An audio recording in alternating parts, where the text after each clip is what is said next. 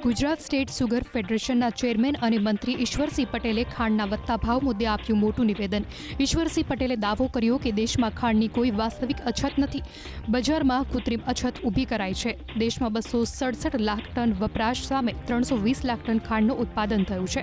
તો national sugar ફેડરેશનના vice chairman Ketan પટેલે પણ રાજ્યની સુગર ફેક્ટરીઓમાં 18 લાખ ક્વિન્ટલથી વધુ ખાંડનો જથ્થો ઉપલબ્ધ હોવાનો દાવો કર્યો। 15 ઓક્ટોબરથી નવી પિલાણ સિઝન શરૂ થતાં જ બજારમાં ખાંડનો નવો પુરવઠો વધશે તેવી વાત કરી। હર તો જૂઠાણું છે। એક આર્ટિફિશિયલ ભાવો જે દરરોજના 500 ભાવો વધતા હતા, પરંતુ આજે પણ 18 લાખ ક્વિન્ટલ ખાંડનો જથ્થો એ ગુજરાતની સુગર ફેક્ટરી પાસે ઉપલબ્ધ છે।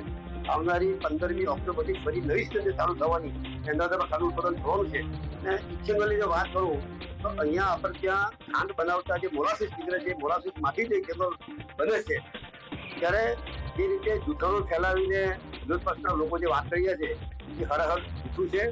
આજે પણ ખાંડની કોઈ તંગી નથી। 18 લાખ ક્વિન્ટલ ખાંડ આજે પણ ગુજરાતની સહકારી ખાંડ મંત્રીઓના ગોદામની અંદર ખાંડ પડેલી છે।